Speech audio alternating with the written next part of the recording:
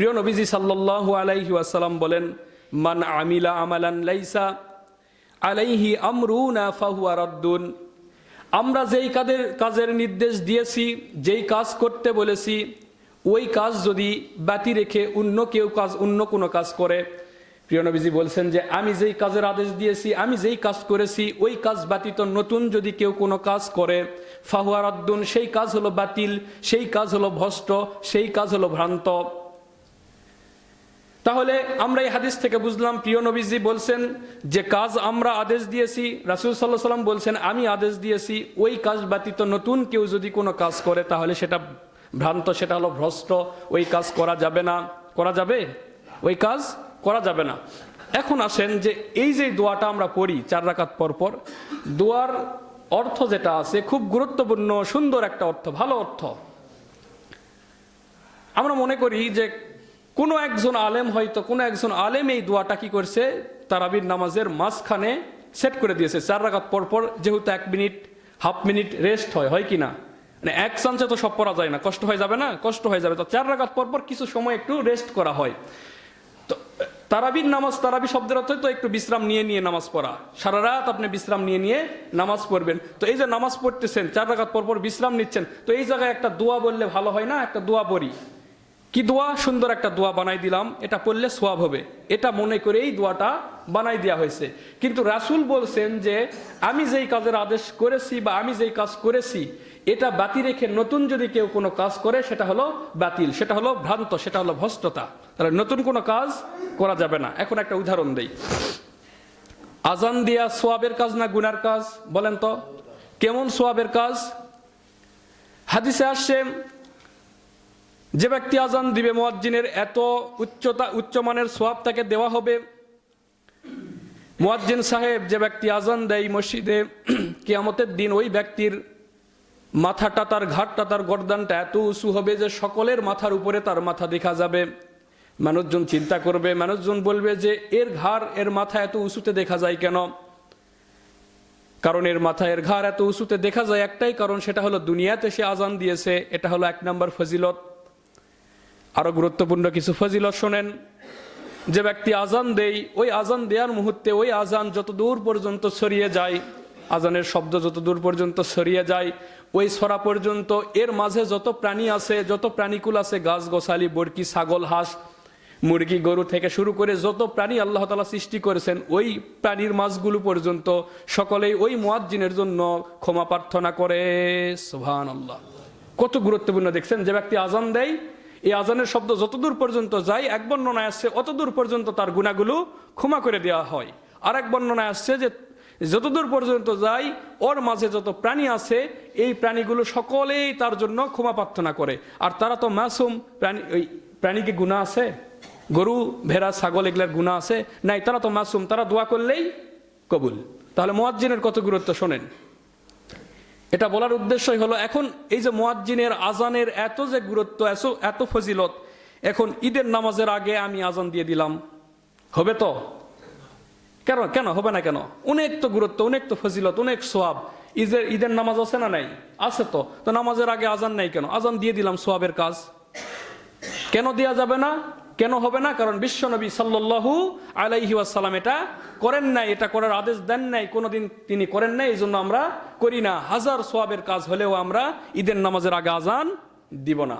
তো তেমনি তারাবির নামাজের 4 রাকাত পর পর যে দোয়াটা আমরা পড়ি, এই দোয়াটা আমরা লেখাপড়া করছি এই যে 15-16 বছর ধরে, বা আরো যারা আলেম আছে যারা ভালোভাবে লেখাপড়া করছে, কোনো হাদিসেও পাই নাই, কোথাও পাই নাই, ছোট ছোট চটি বইগুলোতে পাওয়া যায় যে কোনো আলেম এটা ঠিক করে দিয়েছে। রাসূল এবং তার সাহাবীরা কোনোদিনে দোয়া পড়ে নাই। এই জন্য যতদিন 4 বছর 5 বছর হচ্ছে আমার তারাবি পড়ানোর বয়স, আমি পড়াইছি, কোনোদিন আমি এই দোয়া ওই মাঝখানে পড়ি না। আপনারা চাইলে পড়তে পারেন, আপনারা চাইলে পড়তে পারেন। এখন আসেন যে এই যে 1 মিনিট সময় দিলেন, বসে থাকবো, এখানে কি করব? হাদিসে আসছে যে ব্যক্তি রাসূল সাল্লাল্লাহু আলাইহি ওয়াসাল্লামের প্রতি একবার দরুদ পড়বে, সাল্লাল্লাহু আলাইহি ওয়াসাল্লাম এটুকু পড়বে, তার প্রতি আল্লাহ তাআলা 10 বার রহমত করবে, 10টা গুনাহ মাফ করে দিবে, 10টা রহমত করবে। দেখেন কত বড় একটা সওয়াবের কাজ। তো যদি আপনি ওই সময়টুকু সাল্লাল্লাহু আলাইহি ওয়াসাল্লাম পড়েন, তাহলে তো ক্ষতি নাই, আছে? তাহলে তো ক্ষতি নাই, এইটুকু তো পড়তে পারেন। আবার আপনি পড়তে পারেন সুবহানাল্লাহ ওয়ালহামদুলিল্লাহ লা ইলাহা ইল্লাল্লাহ ওয়াল্লাহু আকবার লা হাওলা ওয়ালা কুওয়াতা ইল্লা বিল্লাহ আস্তাগফিরুল্লাহ আস্তাগফিরুল্লাহাল্লাযী লা ইলাহা ইল্লা হুয়াল হাইয়ুল কাইয়্যুম ওয়া আতুবু ইলাইহি লা হাওলা ওয়ালা কুওয়াতা ইল্লা বিল্লাহ। পড়া যায় না? হাদিসের সুন্দর সুন্দর দোয়াগুলো পড়া যায় না? এগুলা পড়লে তো তার থেকে বেশি সওয়াব। যেই কথাগুলো, যেই শব্দগুলো রাসূল নিজে মুখে পড়িয়ে পড়িয়ে বলিয়ে বলিয়ে শিখিয়ে দিয়েছেন, তো সেই হাদিসগুলো বাদ দিয়ে আমরা কেন, প্রশ্ন থাকলে নামাজের পরে করবেন, সেই হাদিসগুলো বাদ দিয়ে কেন আমরা এমন কিছু করব যেটা আমরা হাদিসে পাই না? এখন যদি বলেন না হুজুর আমরা পড়বই, তাহলে আমি বলি আপনারা পড়তে পারেন, আমি অন্য কিছু পড়ব। আর যদি বলেন না হুজুর আপনাকে পড়তেই হবে, তাহলে আলহামদুলিল্লাহ আমি ওই তারাবি পড়াতে পারবো না। কারণ বেদাত যে করে, আমি প্রতি খুতবায় বেদাতের একটা হাদিস তেলাওয়াত করি, যে ব্যক্তি বেদাত পড়ে, বেদাত করে, তাহলে সে আমাদের দলের অন্তর্ভুক্ত নয়। কে বলছেন? মুহাম্মদ সাল্লাল্লাহু আলাইহি ওয়াসাল্লাম। আমার একটা নিয়ত আছে যে মসজিদের মেম্বরে বসে হক কথা বলবো, সঠিক কথা বলবো, এখানে চাকরি থাকলেই কি, না থাকলেই কি। এখন আসেন, তাহলে তারাবি গেল, তারাবির আমল গেল। তারাবির একটা বাড়তি আমল যেটা আমরা করি সেটা বেদাত, এটা করা যাবে না। যদি আপনারা করেন করতে পারেন, কিন্তু আমি কিন্তু করব না। মাইকে বা মুখে জোরে জোরে উচ্চারণ করে আমি বলতে পারবো না, আপনারা বললে বলতে পারেন, আমি পারবো না বলতে। এখন আপনাদেরকে সামান্য 4-5টা আমল বলি, রমজানের 5টা আমল, 4টা করণীয়, একটা বর্জনীয়। এই 4টা আমল সঠিকভাবে করবেন। আর একটা বর্জনীয়, সেটা হলো একবারে একনিষ্ঠভাবে ছেড়ে দিবেন। 1 নম্বর আমল, যে আয়াতগুলো পাঠ করলাম এবং যে হাদিসগুলো পাঠ করলাম এখান থেকেই বলছি, 1 নম্বর আমল, কখনো কোনোভাবে কোনো সময় রমজানের রোজা ছাড়া যাবে না। এটা কয় নম্বর আমল? 1 নম্বর আমল কি? কখনো কোনোভাবে কোনো অবস্থায় রমজানের রোজা ছাড়া যাবে না। ছাড়া যাবে? ছাড়া যাবে না, এটা 1 নম্বর। 2 নম্বর, 5 ওয়াক্ত নামাজ। আমি হাত তুলতে বলবো না যে কে কে নামাজ পড়েন না, কে কে পড়েন, দরকার নেই।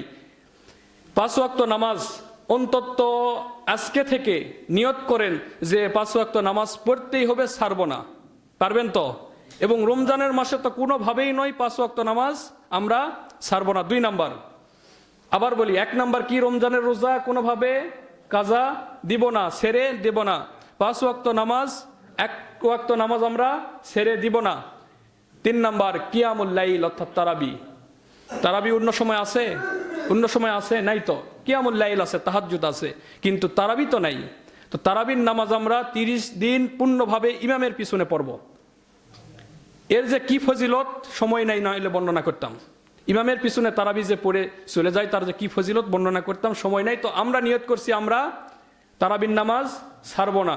তাহাজ্জুদ পারলে পড়ব, অনেক ভালো। কারণ আমরা ওই 3টার দিকে, 2টার দিকে, রোজার দিকে হর হামেশাই উঠি কি উঠি না? তো যদি আমরা 2টা 3টার দিকে উঠি, 2 রাকাত 4 রাকাত তাহাজ্জুদ পড়ে নিতে পারবো না? অবশ্যই পড়ে নিতে পারবো। আর এই ভোরবেলার দোয়াগুলো কবুল হয়। আপনার যা প্রয়োজন আপনি চেয়ে নেবেন, সিহরি খাওয়ার আগে পড়ে নেবেন। আবার দেখবেন সিহরি খাওয়া শেষ হয়ে গেছে, কিছু সময় আপনার হাতে আছে, এই সময়টুকু আপনি প্রাণ খুলে আল্লাহ তাআলার দরবারে 2 হাত তুলে দোয়া করবেন, আপনার কি প্রয়োজন, ইনশাআল্লাহ আপনার দোয়াগুলো কবুল হয়ে যাবে। তাহলে 3 নাম্বার কি পাইলাম? তারাবির নামাজ আমরা ছাড়বো না, তারাবির নামাজ ছাড়বো না। 4 নাম্বার একটা বোনাস আপনাদেরকে ইবাদত দিতে চাই, বোনাস একটা কাজ দিতে চাই, যেটা করলে আপনারা এত বেশি নেকি পাবেন যে রোজা না থেকেও আপনার রোজাদারের সওয়াব পাবেন। বলি সুবহানাল্লাহ। কি আশ্চর্য কথা না? রোজা না থাকেও আবার রোজাদারের সওয়াব আপনারা পেয়ে যাবেন। এমন কি আমল আছে রাসূল সাল্লাল্লাহু আলাইহি সাল্লাম আমাদেরকে দিয়েছেন, যে ব্যক্তি রমজান মাসে রোজা থাকলো না, অথচ রমজানের সে পূর্ণ রোজাই পেয়ে গেল। রোজা অবশ্যই থাকবেন, কিন্তু বাড়তি আবার একটা রোজার সওয়াব পাবেন। দরকার আছে না নাই জানার? প্রিয় নবীজি সাল্লাল্লাহু আলাইহি ওয়াসাল্লাম বলেন, মান ফাত্তারা সাইমান কানা লাহু মিসলু আজরিহি গায়রা আন্নাহু লা ইয়ানকুসু মিন আজরি সাইমি শাইআন। প্রিয় নবীজি সাল্লাল্লাহু আলাইহি ওয়াসাল্লাম বলেন, কোন রোজা পালনকারীকে কোনো ব্যক্তি যদি ইফতারি করায়, কোন রোজা পালনকারীকে কোনো ব্যক্তি যদি ইফতারি করায়, হতে পারে সেটা একটা খেজুর, হতে পারে সেটা 1 ঢোক পানি, হতে পারে সামান্য খাবার। এই ব্যক্তি, যে ব্যক্তি রোজাদার ব্যক্তিকে ইফতারি করালো, এই রোজাদার ব্যক্তিকে যেই ব্যক্তি ইফতারি করালো, ওই রোজাদারের পূর্ণ রোজা থেকে যে সওয়াব হয়েছে, ওই পূর্ণ রোজার সওয়াব সেই ব্যক্তি পেয়ে গেল। কিন্তু যে ব্যক্তিকে পান করালো, যে ব্যক্তিকে রোজাদার ব্যক্তিকে খাওয়ালো, ওই রোজাদার ব্যক্তির কাছ থেকে একটুকুও সোয়াব কাটা হলো না। সুবহানাল্লাহ, কত গুরুত্বপূর্ণ দেখেন, একেবারে বোনাস। মানে আপনি রোজাদার ব্যক্তিকে একটা খেজুর হোক, এক গ্লাস পানি হোক, বা আপনি পোলাও খাওয়ালেন, তাহলে আপনি পূর্ণ একটা রোজার সোয়াব পেয়ে গেলেন। কিন্তু যে ব্যক্তিকে খাওয়ালেন তার ভাগ থেকে কি কেটে যাবে? না, কাটবে না, তারটা ঠিকই থাকবে। আল্লাহ তাআলা আপনাকে একটা বোনাস হিসাবে দিবেন। তো দেখেন, মসজিদ, যে সমাজে মসজিদ আছে, এখানে একটা সুবিধা, সেটা হলো কি, আমার গ্রামে এটা হয় প্রতি বছর, আপনাদের এখানে হয় কিনা আমি জানি না। মসজিদ কেন্দ্রিক এটা করবেন যে ইফতারির আয়োজন করলেন, চার্ট করে দিলেন যে এখানে একজন, এই বাড়ি একজন, এই বাড়ি একজন, প্রথম রমজান, দ্বিতীয় রমজান, তৃতীয় রমজান, এইভাবে। তো দেখেন মসজিদে উপস্থিত হবে কয়জন?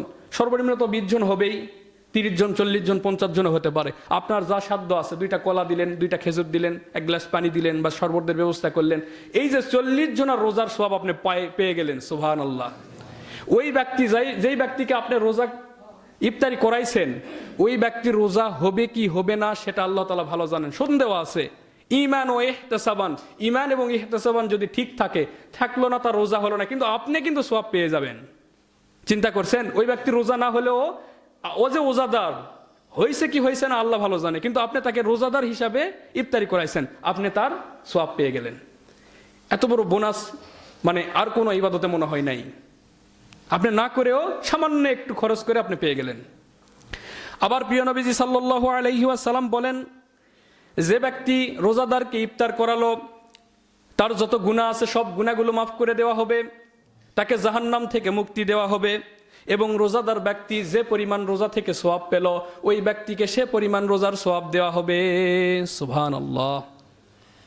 তাহলে কয়টা আমল হলো? বলেন, কথা বলেন, কয়টা হলো? 4টা। কয়টা? 4টা। 1 নাম্বার কিয়ামুল, রোজা, রমজান মাসের রোজা একটাও ছাড়বো না।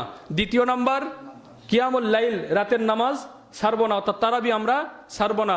3 নাম্বার 5 ওয়াক্ত নামাজ যেন কোনোভাবে